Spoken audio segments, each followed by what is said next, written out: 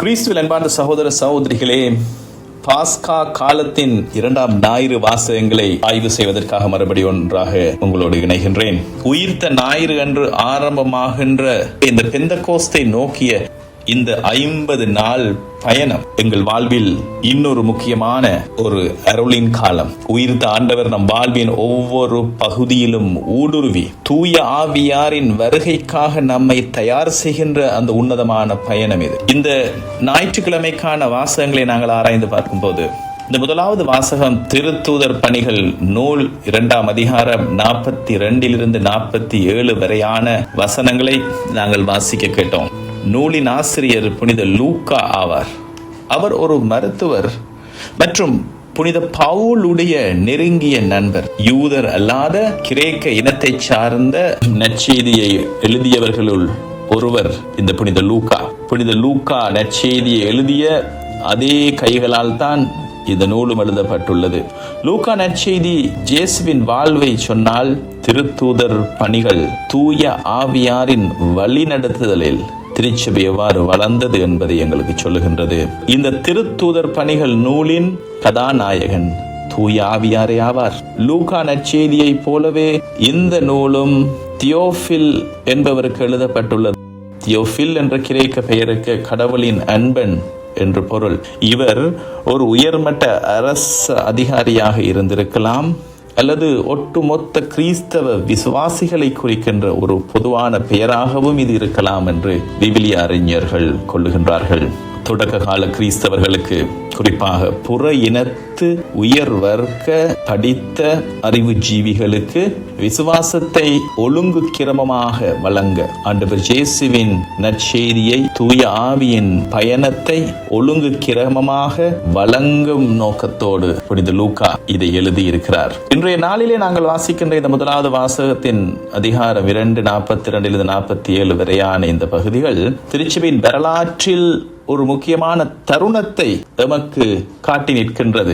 தூய ஆவியார் திருத்தூதர்கள் மீது இறங்கிய வேளையிலே பேதுரு ஆற்றிய முதல் உரையின் விளைவாக சுமார் 3000 பேர் திருமுழுக்கு பெறுகின்றார்கள். அந்த புதிய திருச்சபை எப்படி வாழ்ந்தது என்பதை விளக்குகின்ற ஒரு சுருக்கமான தொகுப்பு இதுவாகும். திருமுழுக்கு பெற்றவர்கள் திருத்தூதர் கற்பித்தவற்றிலும் நட்புறவிலும் அப்பம் விடுவதிலும் இறை வேண்டுதலிலும் உறுதியாய் நிலைத்திருந்தார்கள் என்றும், திருத்தூதர் வழியாக பல அரும் செயல்களும் அடையாளங்களும் நிகழ்ந்தன என்றும், நம்பிக்கை கொண்டோர் அனைவரும் ஒன்றாய் இருந்தனர் என்றும் புனித லூக்கா ஒரு இலட்சிய திருச்சபை, ஒரு இலட்சிய சமூகம், ஐடியல் கம்யூனிட்டி எவ்விதமாக வாழ்ந்தது என்பதை சித்தரிக்கிறார். ஒரு முன்மாதிரியான கிறிஸ்தவ சமூகம் எப்படியாக இருக்க வேண்டும் என்பதற்கான மிக சிறந்த வரைபடத்தை, ஒரு உருவரை சட்டத்தை, ஒரு ஃப்ரேம்வொர்க், ஒரு சட்டகத்தை இந்த வார்த்தைகள் எங்களுக்கு வழங்கி நிற்கின்றன. அது கிறிஸ்தவர்களின் அன்றாட வாழ்விலும் உறவுகளிலும் அவர்களுடைய பொருளாதாரத்திலும் ஒரு புரட்சியை ஏற்படுத்தியது என்பதை காட்டவே லூக்கா இதனை பதிவு செய்கிறார். சுருக்கமாக சொன்னால், உயிர்த்த இயேசுவின் வல்லமை ஒரு தனி மனிதரிடம் மட்டுமல்ல, ஒரு சமூகத்தின் ஒற்றுமையிலும் பகிர்விலும் வெளிப்படுகிறது என்பதை உலகிற்கு அறிவிப்பதே இந்த பகுதியின் பின்னணி. அன்பார்ந்த சகோதர சகோதரிகளே, பாப்பரசர் புனிதர் 2ஆம் யோவான் பவுல் 2000ஆம் ஆண்டளவில் புனித ஃபவுஸ்தீனாவுக்கு புனிதர் பட்டம் அளித்த வேளையிலே பாஸ்கா காலத்தின் இந்த 2ஆம் ஞாயிறை இறை இரக்கத்தின் ஞாயிறு என்று அதிகாரபூர்வமாக அறிவித்தார். ஆகவே இன்றைய வாசகங்களை நாங்கள் தியானிக்கின்ற இந்த வேளையிலே இந்த வாசகங்களுக்கும் இறை இரக்கத்திற்கும் இடையே உள்ள ஆழமான தொடர்புகளையும் நாங்கள் ஆராய வேண்டும். தொடக்க கால கிறிஸ்தவ சமூகத்தின் ஆதி திருச்சபையின் முதல் தூணாக கருதப்படுகின்ற திருத்தூதர் கற்பித்தலை கேட்பது என்பது வெறும் கல்வி சார்ந்த ஒரு முயற்சி அல்ல, மாறாக ஒரு வாழ்வியல் முறையை கற்கின்ற முயற்சி. இதனை நாங்கள் ஆராய்ந்து பார்க்கும் பொழுது ஒரு சில முக்கிய உண்மைகள் வெளிப்படுகின்றன. திருத்தூதர் பணிகள் 2:42 இந்த கற்பித்தல் என்பதற்காக பயன்படுத்தப்பட்டிருக்கிற கிரேக்க சொல் திதாக்கே என்கின்ற இந்த வார்த்தை, இது ஒரு முறைப்படுத்தப்பட்ட போதனையை, கற்றல் முறையை குறித்து நிற்கிறது. தொடக்க கால கிறிஸ்தவர்கள் எதை நம்ப வேண்டும், எப்படியாக வாழ வேண்டும் என்பதில் தெளிவான வழிகாட்டுதலை பெறுவதற்காக இந்த கற்றல் தேவையான ஒரு விடயமாக இருந்தது. இன்று கிறிஸ்தவர்கள் நாங்கள் திருத்தூதர் கற்பித்தவற்றை கற்றுக்கொள்ள வேண்டும் என்பது மிக முக்கியமானது. கிறிஸ்தவர்கள் என்பவர்கள் ஒரு உணர்ச்சி வயப்படுகின்ற கூட்டம் அல்ல, மாறாக கொள்கை பிடிப்புள்ள, கொள்கையில் தெளிவுள்ள ஒரு சமூகம் என்பது மிக முக்கியமானது. இயேசு ஆண்டவர் நேரடியாக எதையும் எழுதி வைக்கவில்லை என்று நாங்கள் அறிவோம். ஆனால் இயேசுவோடு வாழ்ந்த, அவரை கண்ட கேட்ட சாட்சிகள் திருத்தூதர்கள் மட்டுமே. ஆகவே திருத்தூதர்களின் போதனை என்பது இயேசுவின் போதனையாக கருதப்படுகின்றது. அந்த அதிகாரம், இந்த வாய்மொழி பாரம்பரியமாக வந்தவை திருத்தூதருடைய அந்த காலம் முடிவுக்கு வருகின்ற வேளையிலே அவர்கள் எழுதி வைத்த அந்த விடயங்கள் இன்று விவிலியமாக, வேதாகமமாக, இறை வார்த்தையாக நாங்கள் ஏற்றிருக்கிறோம். திருத்தூதர்கள் முக்கியமான 2 விடயங்களை கற்பித்தார்கள். முதலாவதாக கெரிக்மா என்று சொல்லுகின்ற அந்த விடயம், அது என்னவென்று சொன்னால், இயேசுவே ஆண்டவர் என்று சொல்லி, அவரே மெசியா என்று, அவர் நமக்காக இறந்து உயிர் தெழுந்தார் என்ற நற்செய்தியின் மைய பகுதியை கற்பித்தமை. 2வது விடயம் திதாக்கே என்று சொல்லுகின்ற, விசுவாசம் கொண்டவர்கள் கிறிஸ்தவர்கள் தங்கள் அன்றாட வாழ்வில் கடைபிடிக்க வேண்டிய வாழ்க்கை முறை சார்ந்த விடயங்கள் பற்றிய கற்பித்தல், ஒழுக்க நெறிகள் சம்பந்தமானவை, நடைமுறை வாழ்விலே தங்களுடைய வாழ்வை வாழ்வது, பகைவரை அன்பு செய்வது எப்படி, ஏழைகளுக்கு உதவுவது எப்படி, இந்த மாதிரியான வாழ்க்கைக்கு வேண்டிய நெறிகளை அவர்கள் கற்றுக் கொடுத்திருக்கிறார்கள். சகோதர சகோதரிகளே, திருத்தூதர் கற்பித்தவற்றில் உறுதியாக நிலைத்திருப்பது என்பது மிக முக்கியமான ஒரு விடயம். திருத்தூதர் கற்றுக் கொடுத்த விடயத்தில் விடாப்பிடியாக இணைந்து ஒட்டி கொண்டிருத்தல் மிக முக்கியமாகும். தற்காலத்தின் நவீன இழுவிசையில் நாங்களும் இழுபடக்கூடிய, அந்த ஓட்டங்களிலே மறைந்து மூழ்கக்கூடிய பல தருணங்கள் எங்களை சூழ்ந்திருக்கின்ற நிலைகளிலே கிறிஸ்தவ விசுவாசத்திலிருந்து அகற்றிவிடக்கூடிய நிலைகள் என்று ஏராளமாக இருக்கின்றன. ஆகவே அத்தகைய சூழலிலும் எவ்விதமாக திருத்தூதர்களுடைய போதனையை விட்டுவிடாமல் அதிலேயே தங்கள் வாழ்வை அமைத்து கொண்டார்களோ தொடக்க கால கிறிஸ்தவர்கள், அதே போல நாமும் ஆண்டவருடைய வார்த்தையை, குறிப்பாக புதிய ஏற்பாட்டை எடுத்து அதில் இருக்கின்ற போதனையை கற்பது மிக முக்கியமான ஒரு விடயமாகும். மற்றைய விடயங்களுக்கு முதலாக இந்த போதனையை வைத்ததற்கான காரணம் என்னவென்று சொன்னால், சரியான போதனை, ஆர்த்தோடாக்சி இல்லை என்றால் சரியான ஆர்த்தோபிராக்சி இருக்காது, சரியான செயல்பாடு இருக்காது. சரியான ஆர்த்தோடாக்சி இல்லை என்று சொன்னால் சரியான ஆர்த்தோபிராக்சி இருக்காது. சகோதர சகோதரிகளே, திருத்தூதர் கற்பித்தலில் நிலைத்திருத்தல் என்பது இன்றைய நாளிலே விவிலியத்தை வாசித்தல், அந்த விவிலியத்தை படிப்பதற்காக நாங்கள் நேரம் ஒதுக்கிக் கொள்ள வேண்டும். திருச்சபையின் பாரம்பரியத்திலிருந்து வருகின்ற, வழி வழியாக வருகின்ற போதனைகளை அறிந்து கொள்வது மிக முக்கியமாகும். ஞாயிறு மறையுரையை மட்டுமல்ல, அதை விட ஆழமாக சென்று அன்றாடம் எங்கள் வாழ்வை வழிநடத்த நாங்கள் ஒவ்வொருவரும் தனிப்பட்ட முறையிலே திருத்தூதர் கற்பித்தவற்றை அறிந்து கொள்வது மிக மிக முக்கியமான ஒரு விடயமாக கருதப்படுகின்றது. நாம் எதை நம்புகின்றோம் என்பதில் நமக்கு தெளிவான புரிதல் அவசியமானது. தொடக்க கால கிறிஸ்தவ சமூகத்தின் 2வது தூணாக அமைந்திருந்தது நட்புறவு என்பது. கொய்னோனியா என்கின்ற அந்த கிரேக்க வார்த்தை சொற்பிறப்பியலில் இருந்து ஆராய்ந்து பார்த்தோம் என்று சொன்னால், இது ஒரு வெறும் சமூக கூடல் அல்ல, சோஷியல் கிளப் அல்ல.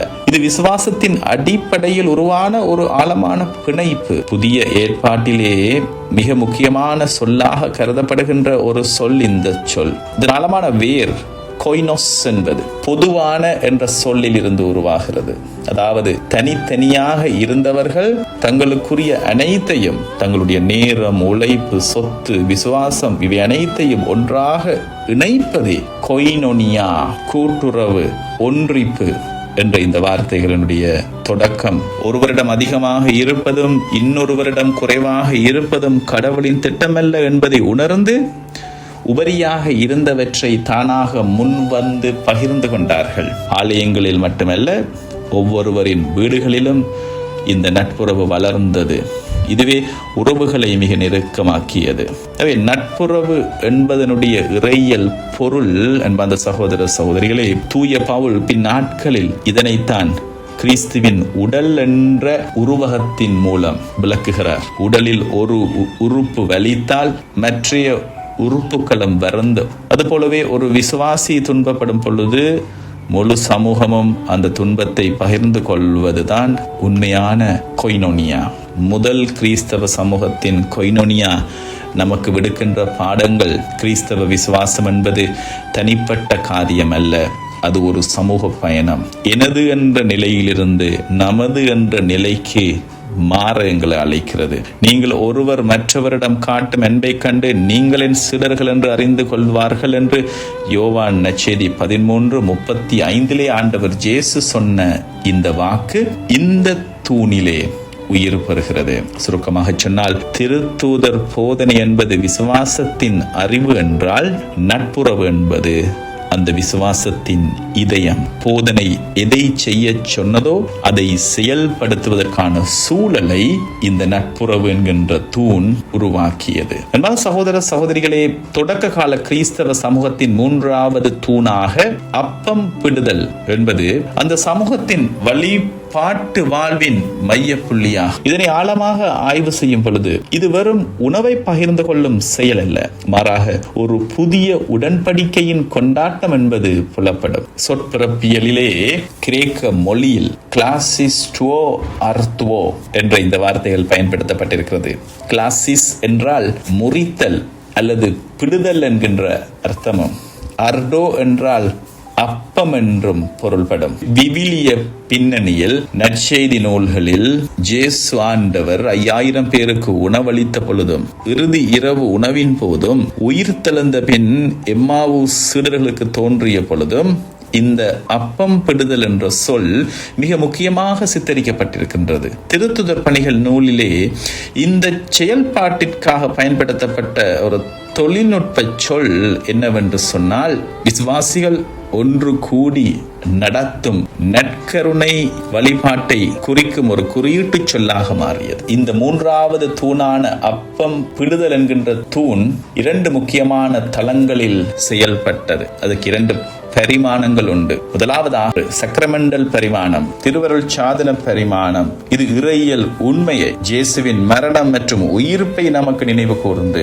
நாங்கள் கொண்டாடுகின்ற இந்த பாஸ்கா பலியை நமக்கு நினைவூட்டுவது மட்டுமல்ல, அதை உண்மையாகவே கொண்டாடுகின்ற ஒரு உறுதியான அனுபவம். இந்த அப்பத்தை பிட்ட பொழுது இயேசுவின் உடல் சிலுவையில் நமக்காக பலியிடப்பட்டது என்பதையும், அப்பம் பகிரப்பட்ட பொழுது உயிர்த்த ஆண்டவர் தங்களோடு இருக்கிறார் என்கின்ற அந்த விசுவாசம் உறுதிப்படுத்தப்பட்டது என்பதன் கொண்டாட்டம் அது. 2வது சமூக பரிமாணம். அந்த காலத்திலே ஒரே அப்பத்தில் இருந்து பிட்டு உண்பவர்கள் அனைவரும் ஒரே குடும்பத்தை சேர்ந்தவர்கள் என்பதனுடைய அடையாளமாக கருதப்பட்டது. இது ஏழை பணக்காரன் என்ற பிரிவினையை உடைத்தது.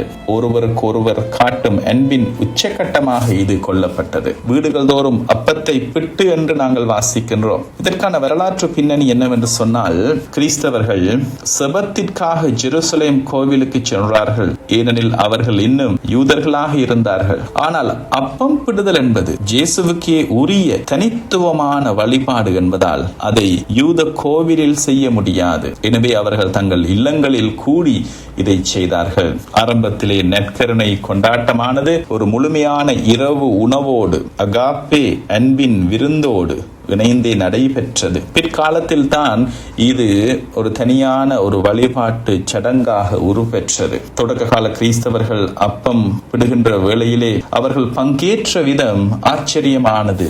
பேருவகையும் எளிய உள்ளமும் கொண்டவர்களாக அவர்கள் பங்கேற்றார்கள். இந்த அப்பம் பிடுகின்ற யூக்கரிஸ்டிக் செலிப்ரேஷன் என்பது ஒரு துக்ககரமான சடங்கு அல்ல, மரணத்தை வென்ற ஆண்டவரின் வெற்றி கொண்டாட்டமாக கருதப்பட்டது.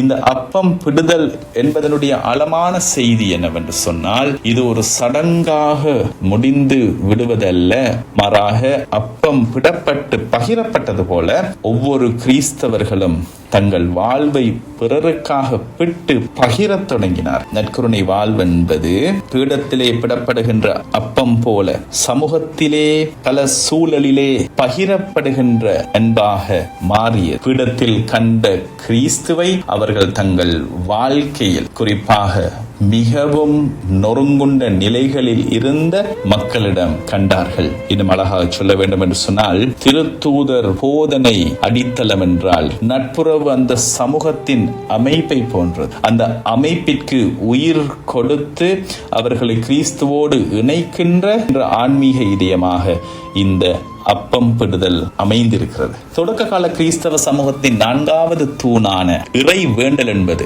அந்த சமூகத்தின் சுவாசப்பை போன்றது. போதனை, நட்புறவு, அப்பம் பிடுதல் ஆகிய அனைத்தையும் ஒன்றித்து அவற்றிற்கு தெய்வீக ஆற்றலை வழங்கியது இந்த இறை வேண்டல் தான். அன்பார்ந்தவர்களே, இதனை ஆழமாக நாங்கள் பகுப்பாய்வு செய்யும் பொழுது இந்த கிரேக்க வார்த்தையான ப்ரோஷுகே என்பது திருத்துதர் பணிகள் 2:42 பன்மையில் குறிப்பிடப்பட்டுள்ளது. இறை வேண்டலின் 2 தளங்கள் என்னவென்று சொன்னால், சமூகமாக இறை வேண்டல் செய்வது. அவர்கள் ஒரே மனதோடு கோவிலில் தவறாது கூடி வந்தார்கள். ஒரே சமூகமாக இணைந்து சபித்தார்கள். ஒருவர் மற்றவருக்காக சபித்தார்கள். குறிப்பாக துன்பங்கள், அச்சுறுத்தல்கள், முக்கியமான தேவைகள் வந்த பொழுது அவர்கள் ஒன்றாக இணைந்து சபித்தார்கள். 2வது வகையான இறை வேண்டல் தனிப்பட்ட மற்றும் குடும்பமாக இறை வேண்டல் செய்தார்கள். செபம் என்பது ஆலயத்தோடு முடிந்து விடுவதல்ல, அது அவர்கள் வாழுகின்ற வீடுகளுக்குள்ளும் பரவியது. ஒவ்வொரு இல்லமும் ஒரு குட்டி திருச்சபையாக மாறியது. உயிர்த்த ஆண்டவர் தங்களுக்கு அளித்த மீட்பிற்காக அவர்கள் இடைவிடாது நன்றி செலுத்தினார்கள். தூய ஆவியாரின் துணையை வேண்டி மன்றாடினார்கள். பரிந்துரை செபம் செய்தார்கள். குறிப்பாக துன்புற்றவர்களுக்காகவும் நோயாளிகளுக்காகவும் பல்வேறு வகைகளிலே உதவி தேவைப்பட்டிருந்தவர்களுக்காகவும் ஒருவருக்காக ஒருவர் உருக்கமாக செபித்தார்கள். இறை வேண்டலின் விளைவாக பல அரும் செயல்களும் அற்புதங்களும் நிகழ்ந்தன. மற்றைய தூண்களைப் போலவே இந்த செபத்திலும் அவர்கள் உறுதியாய் நிலைத்திருந்தார்கள். இறை வேண்டலின் விளைவைத்தான் நாங்கள் இந்த வார்த்தைகளிலே காண்கிறோம். மக்கள் அனைவரிடமும் அச்சம் நிலவியது. நாமும் திருச்சபையிலும், அன்பியங்களிலும், குடும்பங்களிலும், தனிப்பட்ட முறையிலும் செபிக்க அழைக்கப்படுகின்றோம். ஒருவர் மற்றவருக்காக செபிப்பதென்பது இறை வல்லமை எங்கள் வாழ்வில் செயல்படுவதற்கான அடித்தளம். இந்த 4 தூண்களும் ஒன்றிணைந்த பொழுது உள்நோக்கிய வாழ்வும் வெளிநோக்கிய சான்றும் வழங்கப்பட்டிருக்கின்ற ஆழமான வாழ்வியல் அழைப்பாகும்.